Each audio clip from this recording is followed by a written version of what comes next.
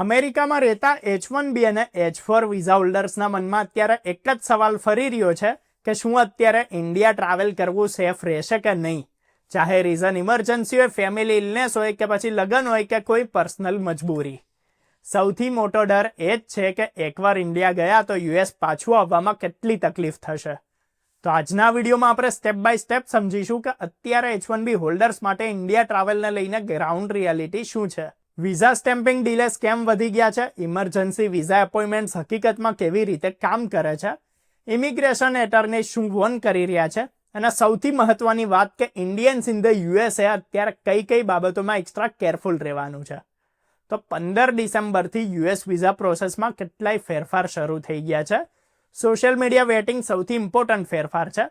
એટલે કે visa applications હવે ખાલી ડોક્યુમેન્ટ સુધી જ લિમિટેડ નથી, પણ એપ્લિકન્ટ્સની ઓનલાઈન પ્રેઝન્સ પણ ચેક કરવામાં આવી રહી છે. એની પછી ઇન્ડિયામાં H1B અને H4 વિઝા સ્ટેમ્પિંગ પ્રોસેસમાં ડિલેઝ અચાનક વધી ગયા. ડિસેમ્બર 2025માં હન્ડ્રેડ્સ ઓફ વિઝા અપોઇન્ટમેન્ટ્સ કેન્સલ કરી દેવામાં આવી.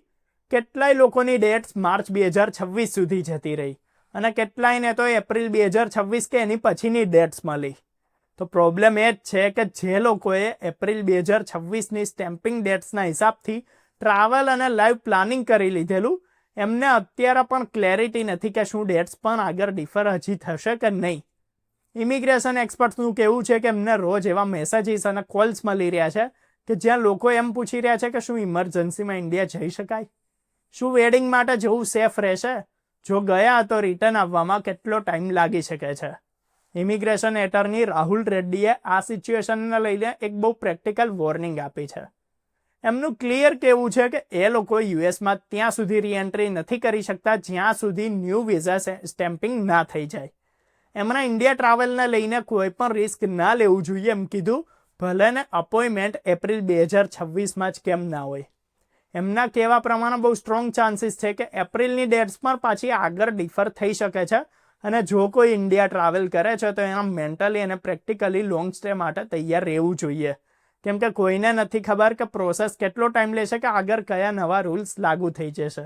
હવે અહીંયા ઇમરજન્સી વિઝા અપોઇન્ટમેન્ટ્સને લઈને એક બહુ મોટો મિસકોન્સેપ્શન છે, જેને ક્લિયર કરવો બહુ જ ઇમ્પોર્ટન્ટ છે. કેટલાય લોકો વિચારે છે કે જો ફેમિલી ઇમરજન્સી છે, ઇલનેસ છે કે કોઈ સિરિયસ સિચ્યુએશન છે તો યુએસ કોન્સ્યુલેટ તરત ઇમરજન્સી સ્લોટ આપી દેશે, જે રિયાલિટીથી બિલકુલ અલગ જ વાત છે. ઇમરજન્સી વિઝા અપોઇન્ટમેન્ટ્સ ત્યારે જ મળે છે જ્યારે કોન્સ્યુલેટની પાસે સ્લોટ અવેલેબલ હોય, અને હજુ ઓલમોસ્ટ કોઈ જ સ્લોટ અવેલેબલ નથી. એટલે રાહુલ રેડ્ડીનું કહેવું છે કે એમને એવો કોઈ કેસ નથી ખબર કે જ્યાં હાલના સમયમાં ઇન્ડિયામાં ઇમરજન્સી વિઝા સ્લોટ મળે છે. એક બીજો ઇમ્પોર્ટન્ટ પોઈન્ટ કે જે બહુ લોકો સમજી નથી શકતા કે જ્યારે કોઈ ફેમિલી ઇમરજન્સી આવે છે અચાનકથી, તો યુએસ એડમિનિસ્ટ્રેશનની નજરમાં ઇમરજન્સી ઇન્ડિયા જવાની છે, યુએસ પાછા આવવાની નથી. યુએસ સરકાર કોઈને ઇન્ડિયા ટ્રાવેલ કરવાથી નથી રોકી રહી. એટલે વિઝા ઓફિસર્સ માટે ઇમરજન્સી રિટર્નનું રીઝન નથી ઊભું થતું. સિમ્પલ વર્ડ્સમાં કહીએ તો વિઝા ઓફિસર્સ એ નહીં માને કે યુએસ પાછું જવું તમારા માટે બહુ અર્જન્ટ છે. એટલે ફેમિલી ઇમરજન્સીના નામ પર વિઝા ઇન્ટરવ્યૂને પ્રાયોરિટી મળવી ઓલમોસ્ટ ઇમ્પોસિબલ છે. હજુ બીજું એક સિરિયસ રિસ્ક છે કે જેના પર બહુ ઓછા લોકો વાત કરી રહ્યા છે. જો કોઈ વ્યક્તિ ઇન્ડિયામાં ફસાયેલો છે અને એ દરમિયાન એની યુએસમાં જોબ જતી રહે છે, તો સિચ્યુએશન બહુ વધારે કોમ્પ્લિકેટેડ થઈ શકે છે. રાહુલ રેડ્ડીના કહેવા પ્રમાણે એવા કેસીસમાં નવા એમ્પ્લોયર દ્વારા હાયર કરવું બહુ અઘરું થઈ જાય છે. રીઝન એ જ છે કે નવી company fresh H1B petition file કરવી પડશે નવી કંપનીએ, અને એની સાથે લગભગ $1 લાખ H1B પિટિશન ફી જોડાયેલી હોય છે. એટલું મોટું ફાઇનાન્શિયલ રિસ્ક દરેક એમ્પ્લોયર લેવા માટે રેડી નથી હોતો. હવે એનો મિનિંગ ક્લિયર છે કે ભાઈ ઇન્ડિયામાં વિઝા ડીલે ખાલી ઇન્કન્વિનિયન્સ નથી, એ તમારી જોબ સિક્યોરિટી અને ફ્યુચર પ્લાન્સ પર પણ બહુ મોટી અસર ઊભી કરી શકે છે. તો ઇન્ડિયન્સ ઇન ધ યુએસએ અત્યારે આ બધી સિચ્યુએશનથી શું શીખવાનું છે એના પર વાત કરી લઈએ. તો સૌથી પહેલાં તો ટ્રાવેલ ડિસિઝન ઇમોશનલી થઈને નહીં પણ પ્રેક્ટિકલ બેઝિસ પર લેવાના. લગ્ન હોય, ફંક્શન હોય કે પર્સનલ પ્રેશર હોય, જો વિઝા સ્ટેમ્પિંગ પેન્ડિંગ છે તો રિસ્ક સમજીને જ એક્શન લો તમે. બીજું કે બેકઅપ પ્લાનિંગ બહુ જ જરૂરી છે. તમે એમ્પ્લોયર જોડે ક્લિયર કમ્યુનિકેશન રાખો, ડોક્યુમેન્ટેશન અપડેટેડ રાખો અને વર્સ્ટ કેસ સિનારીઓઝ માટે મેન્ટલી પ્રિપેર્ડ રહો.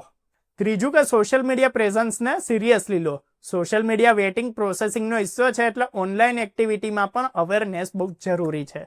આખી સિચ્યુએશનથી એક વાત બહુ ક્લિયર નીકળે છે કે આજનું H1B ટ્રાવેલ રિસ્ક ખાલી ફ્લાઇટ બુકિંગ કે અપોઇન્ટમેન્ટ ડેટનું નથી, પણ લોંગ ટર્મ ઇમિગ્રેશન સ્ટેબિલિટીનું છે. હવે આખી સિચ્યુએશન પર તમારું શું કહેવું છે?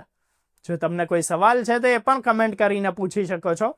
અને આવી જ અપડેટ્સ, વિડીયોઝ અને ઇન્ફોર્મેશન માટે જોતા રહો અર્બન ગુજરાતી.